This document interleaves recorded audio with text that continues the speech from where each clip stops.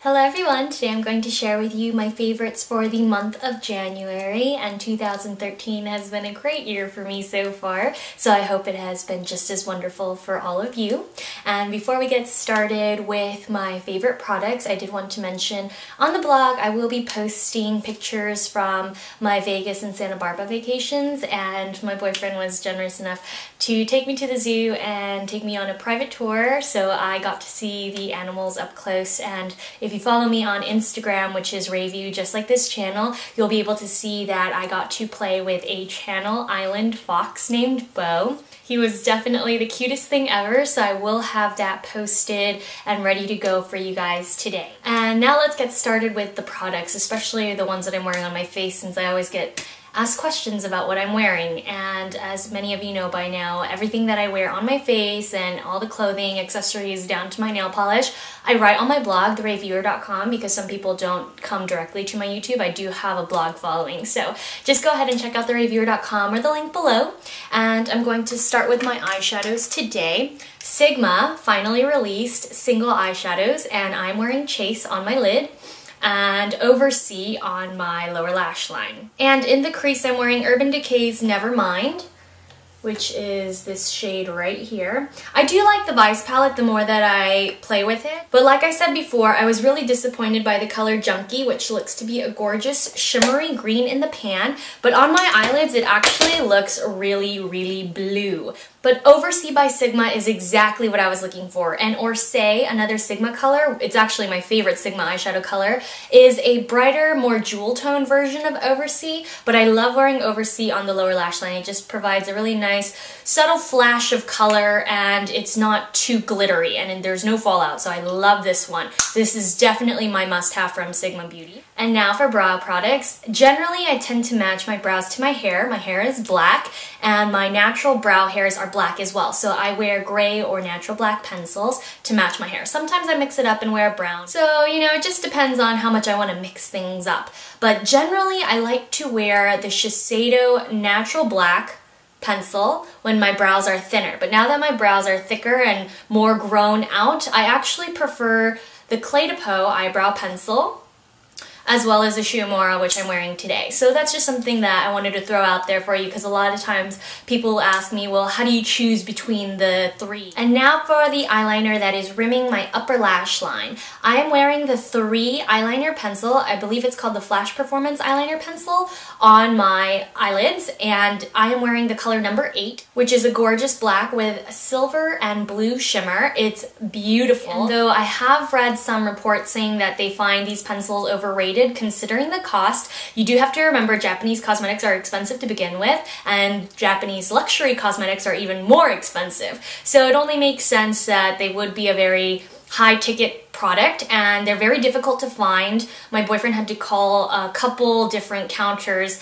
before he was able to find a counter that would ship these to him. When he was in Japan, he wasn't able to make it to the counter, so he had to have them shipped for me, which I really appreciate. He's so sweet like that. And I have number 8, number 1, which is a rose gold beige, and number 3, which they accidentally sent to us, which is a purpley plummy brown. I will have an in-depth review and photos of these posted on my blog with swatches this week. I really love the angled tip. It's a silicone tip, and it's very unique in shape. It looks like a sword. Sort of reminds me of the shape that Shuuemura eyebrow pencils come sharpened in. It comes with a pointy tip and a slanted angle. So I really love that, especially for winging out cat eyeliner. It's perfect. Now, I wouldn't say these eyeliners are waterproof, but they're definitely water resistant, and they tend to fade a little bit towards the end of the day, but it doesn't give me raccoon eyes, and it doesn't tend to migrate anywhere else. So that's what I really love about these pencils, and they're pretty easy to remove. And I suppose since we're on the topic of makeup removal, I'll show you my Bioderma H2O. And this is a makeup removing solution. If you live in England or in France, you can find this at pharmacies anywhere. But in America, you can purchase it through Amazon or other online retailers. Bioderma's solution is the best for me because it really calms the redness in my skin, especially with hot yoga and the acne spots that I've been been experiencing, the redness is a really big issue for me, and during the winter it's always an issue, right? So I always have redness present around my nose these days, and the Bioderma really helps to calm that. And I just take a cotton pad and wipe down my face with it. And I don't really wear much makeup anymore unless I'm filming. I usually just tend to wear powder and mascara. So a lot of times what I'll do is take off my makeup using the Bioderma and then go over it with my Clarisonic later. Usually when I wear a full face of makeup like this, what I tend to do is use my Hautelook cleansing oil, but instead I've been using the lesser powerful Bioderma, which is equally as gentle but effective for removing less makeup. And now I also wanted to talk to you about the Sephora eyelash curler. I was skeptical, but I forgot my eyelash curler while traveling in December, and I stopped by Sephora to pick this up. They have a lot of different colors, blue, pink, and I think some others, but I chose the green one, and I really love this eyelash curler. For the price, it's definitely worth the money, and you don't have to order online like I do with my Hautelook eyelash curlers.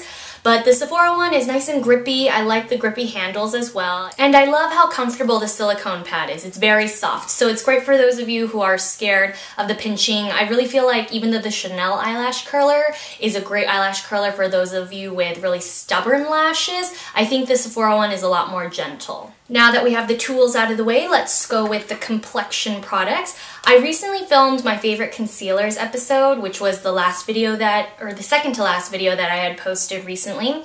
And I told you I would purchase the MAC Pro Longwear Concealer because my favorite MAC concealer, which is the Studio Sculpt, I believe, has been discontinued.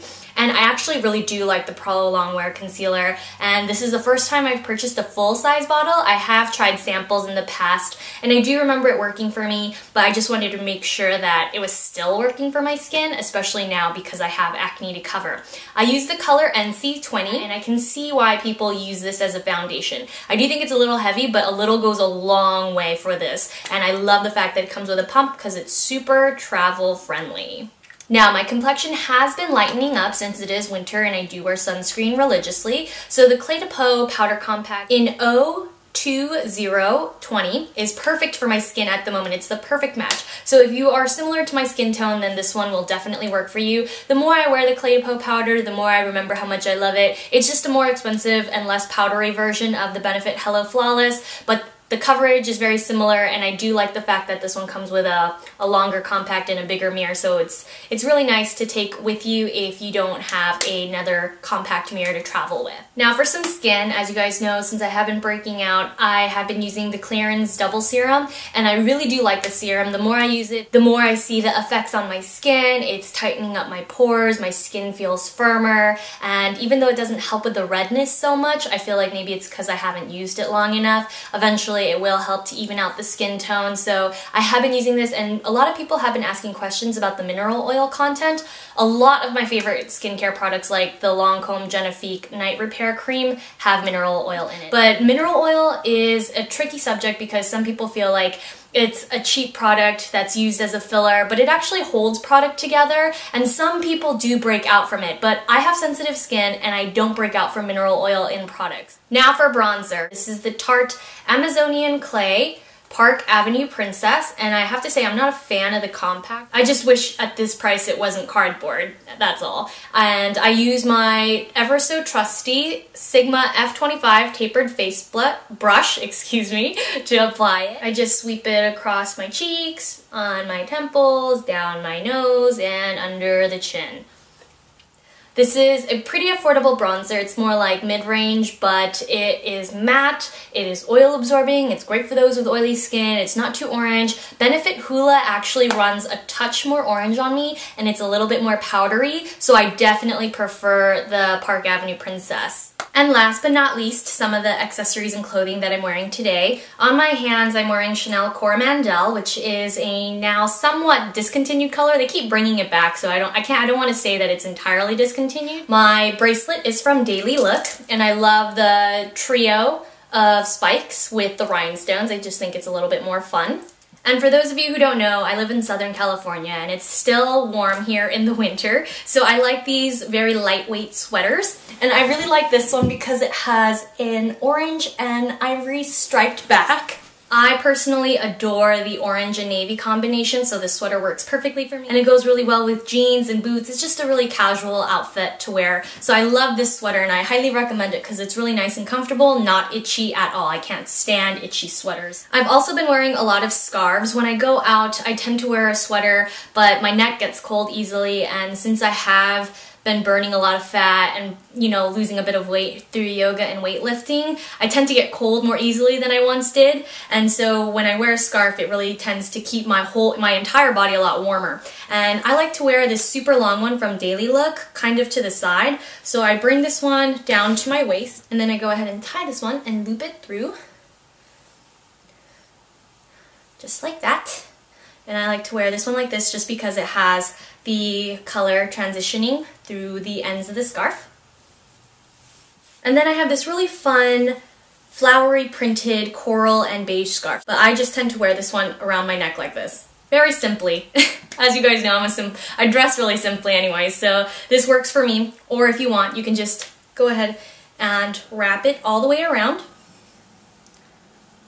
You can wear it with the ends tucked in, or you can bring them out, whichever you prefer. So that's it for my January favorites. I hope you guys found it helpful and somewhat interesting. Again, go ahead and check out thereviewer.com for more blog posts as well as swatches and photos of cute, adorable animals. And I will see you guys all very soon in my next video, and I will have for this year a Valentine's Day video lookbook posted for any of those interested. So thank you so much for your support, and recently I did hit 100,000 subscribers. Thank you so much for sticking with me these past 3 years because it really is appreciated. We couldn't have done it without you. So thank you so much, and I'll see you all very soon.